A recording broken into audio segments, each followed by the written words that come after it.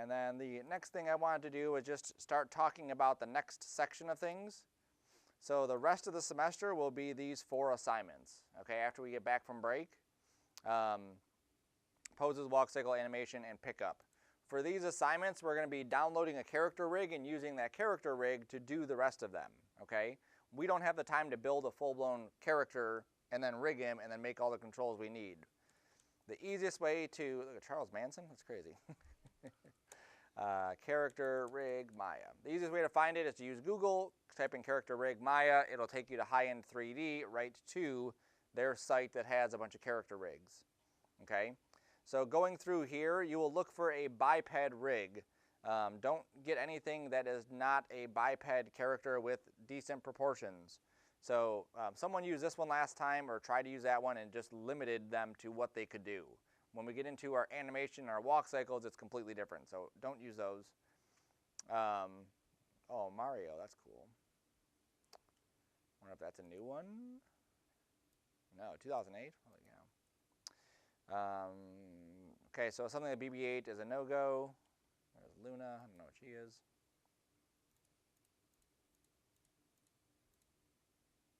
That one could be a good one.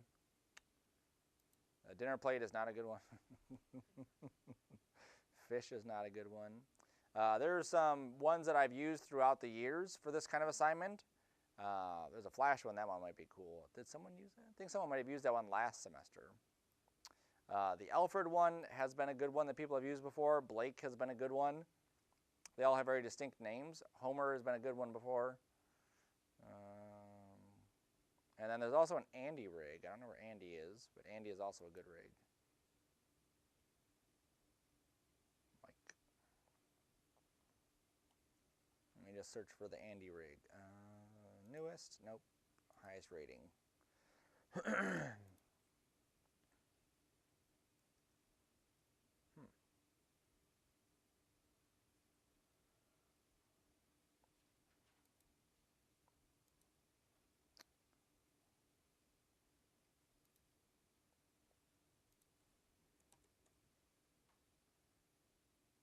The Andy rig.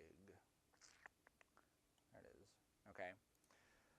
So all of these are different rigs that you can download. They all have controls. So the same stuff that we've been doing for the mech, the same things we're doing for the Chickster, all of the stuff that gets put into a rig is done on these, plus a lot more.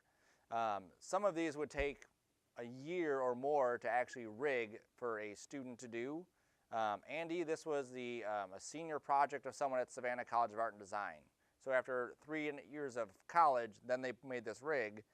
There's a lot of programming involved and such. So that's not why we're not creating our own full-blown rigs. There's a Homer rig. That one's cool too. Blake. Now you'll see in some of these that they have like different looks to them. Like this one is all pretty much the same hair, same face, same clothing. Mario, same thing, just the same stuff. Alfred has different clothing. Blake has different faces and clothing. Homer has the same outfit. And then Andy, you can change not only the clothes, but also the gender on Andy as well. So Andy can go from a boy to a woman, which is kind of neat. You download the rig. You log in with your information. It's free. And then you hit the download button. Yes.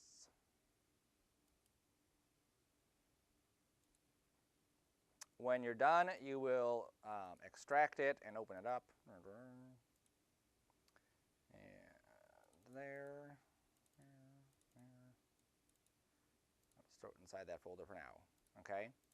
Once you've downloaded it, I'm going to save that because that's awesome. You'll set your project, you'll open it up, and then you'll play with it. With all of the rigs, you have to kind of go in there and screw around with them to make sure you understand how they work, because they're going to work similar to how we've set up all these things, but they may work different than you expect, or they may not work at all. One of the people downloaded a rig before. When they went to all the controls, they were all in Spanish. So that makes it very difficult to rig or to animate something when you don't know what you're animating, okay? So Andy is one I've used for years. I've never had an issue that we couldn't get through with Andy. So here's how Andy's arms move, and you can see Andy even has like stretching capabilities. Here's all of Andy's finger controls. So like we are doing set driven, and we're basically making like a fist or whatever. Andy's controls are basically rotate each one of those fingers separately. So you have full control over each one of these things. And you'll see there's like no limit to it, like you can go crazy far. And even Andy's thumb, there's 6 controls just for Andy's thumb to get it in the right spot. So here's all the thumb rotations, and then we can control the reach, and then we can control the twist, and then we can control the spread. Okay, just so we can get that thumb in the right spot. Here's all finger spreading. Here's squeezing, and then here's cupping of the fingers. Here's individual spreading of the fingers. Okay, lots of different controls that you may want on your character. Okay, again, why we're downloading versus creating these. All of them should have some way to switch between IK and FK. So if you remember, IK is the same way that we set up the robot's rig on his wrist, where we can grab the wrist and move it around and it moves the whole arm. FK would be where we grab the joints and we just rotate the joints where we want them to be. So right now Andy's set up with IK, so if I grab this and move it, his whole arm will move. As I go to this arrow and I switch it from IK to FK, just by typing in 0 there, the box goes away, and now in order to move the arm, I would have to rotate the pieces of the arm to get it in position. Okay? Now, the reason we would do something like that is because if Andy was trying to do something like, let's say Andy's swinging his or her arms, then we can swing the arms very easily by rotating just this one joint versus trying to move that box in a nice smooth arc. Okay? So you want to make sure that your rig has an ability to switch between IK and FK. Typically it's going to be something like this, like right by there. Sometimes it may be somewhere else. Let's move that in. There will be typically controls for the elbows. So you can control which direction the elbows are going to move, just like on our rigs. Andy has collarbone controls, so if I go to the collarbone, I can control how that shoulder is rotating. Andy has a neck control, so I can control how the neck is, and this. Here is Andy's torso. Some of these are locked, so if I go to rotate, you'll see it's locked, but the movement is there, so I can actually move that side to side. I can grab these and rotate these, and then grab this and move and rotate that, and you'll see how it's kind of like, pudging out a little bit. Andy has a hip controller, but then Andy also has an individual hip controller that just controls the hips. So it's kind of neat how this rig is set up like that. Okay, so you can go kind of cartoony or more realistic animation. Knee control, so I can control which way the knees are facing. Here's some feet controls. There you go. And then on here, here's all the controls for the feet. Oh, it's too many at once. There you go. There's the heel pivot, there's the ball pivot, there's the toe pivot. Here's the foot roll. Here's the ball roll. There's the toe roll. Okay. Andy also has a circle at the bottom. This is how Andy changes outfits and personalities. So right now the hair is set to woman, so I can change this to boy, and I'll get a boy's haircut. Or it'll be a girl, or it'll be a man, or it'll be a woman, or none at all. You can also change the chest to a boy or a girl. You can also change the clothing to the skull outfit, or the stripes, or whatever. Okay.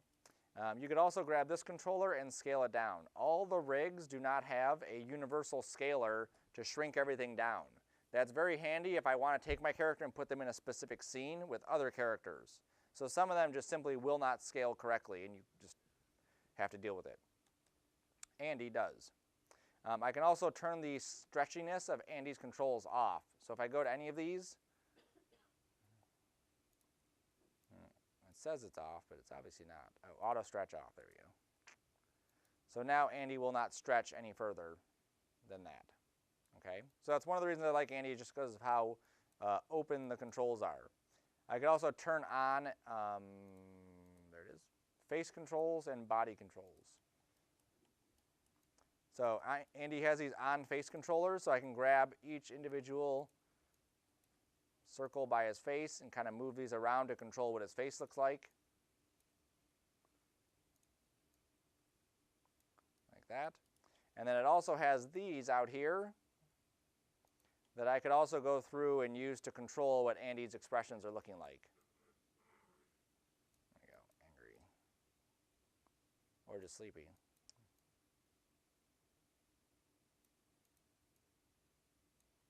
So where would you go? You would grab that and start keyframing for X and Y translate?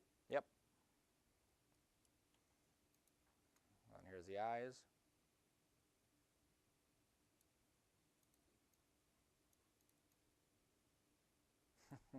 Something I need to use back, apparently. And the same thing here, you just grab these and just keyframe those X and Y's. Okay, so now that's the Andy rig. So Andy rig I know works. If I get the Homer rig, and I download him, his controls are going to be different than Andy's, which is, again, why I said you should kind of download them and play with them. Yes, yes, yes. You'll also see that Homer doesn't have any other files with him. It's basically just his main file. I'm just going to drop him in the Andy rig folder, and then I will open it up from there.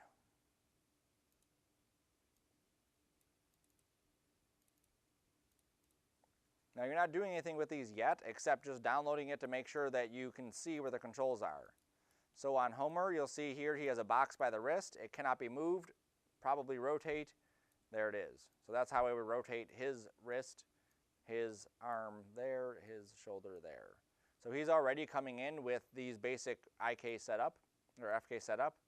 He does have a little gear right by his hand. This is how I switch from IK to FK. And so now I can just move that versus having to grab those boxes to move that around. Okay, same thing with the feet. He has feet controls. He has a gear right there, so I could switch it to IK or FK from that. He has knee controls. Now the way I animate Homer is going to be slightly different than the way I would animate Andy. Andy's proportions are more human, so like as he takes a step, his legs have room to move. When Homer takes a step, he doesn't have a whole lot of room. So when he like goes forward like this, and his body comes in here like this, you can see how far down he has to like squat in order to get his legs here. So when Andy takes a step and he like bends his leg can come up pretty far. Homer, not so much. Homer's foot is basically like that's as far as it can go. Okay, it works, it still looks cool, you just have to modify your stuff. Okay, what we're looking for is just making sure we have those controls. He does have something weird with his, yeah, like that'll go through, so you gotta watch out for that.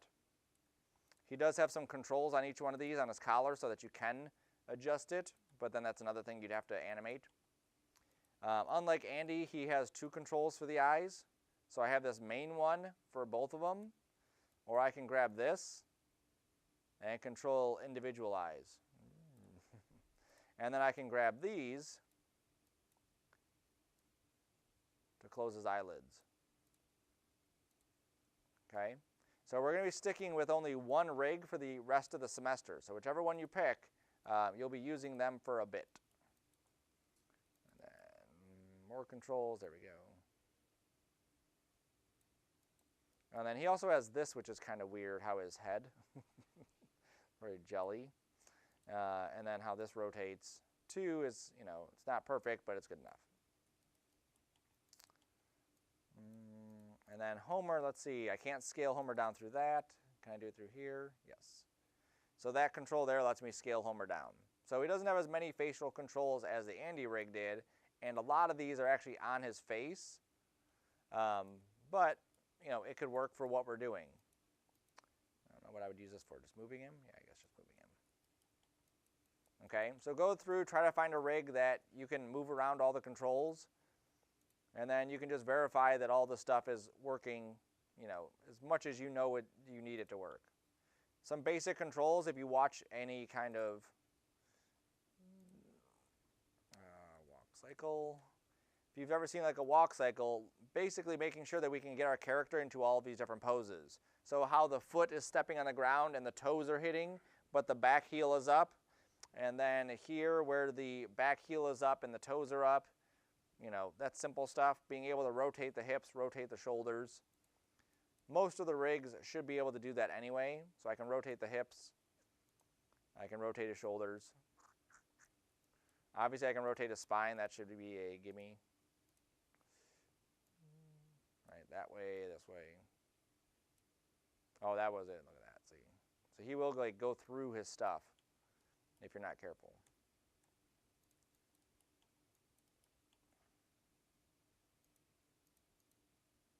Those are all the controls for him.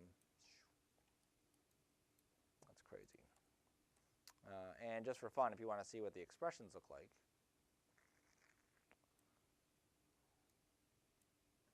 he has none. Wow. How does Homer have no expressions? They must have used all the connection editor node graph stuff. Yes, yes. Here's Andy's expressions. Some simple stuff.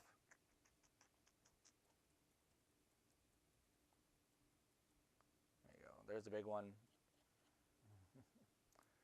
There's eye blink. Okay, so when you get a chance, look at high-end 3D. Try to find a rig that you'll be happy with. If you need to, download a couple of them just so that you have them, because it's a lot easier to just go through, download, download, download, open them up, see which one you like. You can check the compatibility on these two. Andy's rig, you can see his compatibility is Maya 2008, which is obviously 10 years ago at least. Still works. Some of them will, some of them won't. Homer still works in 2013. Blake works in this. Okay, so go through, download the rig, and then when we get to the character stuff, you'll already be ready to go with that. Cool questions on the rig stuff?